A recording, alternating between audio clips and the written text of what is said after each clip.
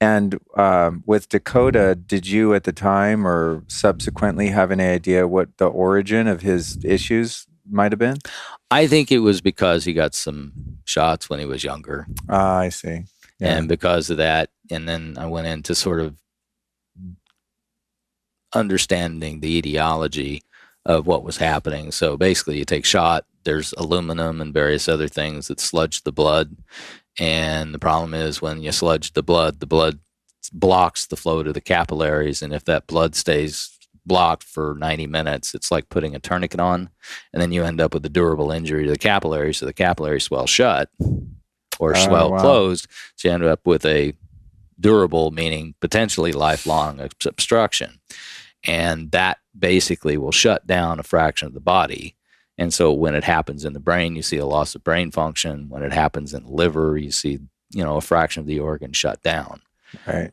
And so that's the basic mechanism of injury. You sludge the blood for 90 minutes, and then you end up with a closure of the vascular system to a potentially substantial percentage of the body. Right. And that's a, lifelong loss of function. Wow. And what this guy Arden discovered is that if you hit those capillaries and those vascular networks with enough oxygen, not on the red blood cells, but dissolved in the water, like In the plasma. in the plasma. Okay, got it. The normal amount of blood or oxygen in the plasma is 3 cubic centimeters per liter.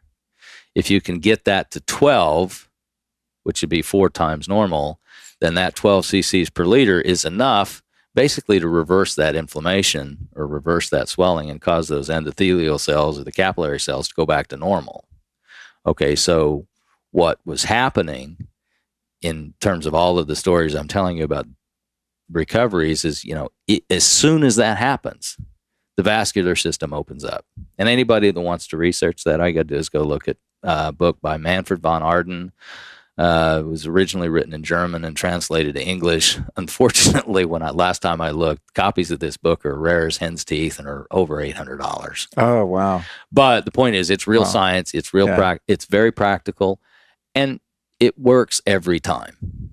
So when you had the success with your son Dakota and his archery performance and, easing these neurological issues, and then subsequently your own performance, going up unbeknownst to you, was this an early iteration of this technology that you kind of cobbled together using different things? Was it essentially was like a more primitive version of what you now have as a it was as a a company? primitive, but the principle was the same, which is, the challenge phase.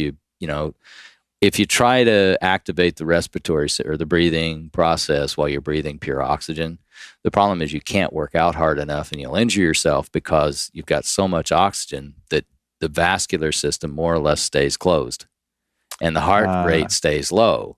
So the trick was to go ahead and trick the vascular system into maximum flow by exerting under low oxygen conditions so that when you switched, you could basically have maximum pressure. So like if it's a problem in the brain, you've got the pulse force. If you think of a fire hose with a nozzle, the nozzle, you really want the fire hose as wide as possible, which happens when you train under low oxygen conditions or exert under low oxygen conditions.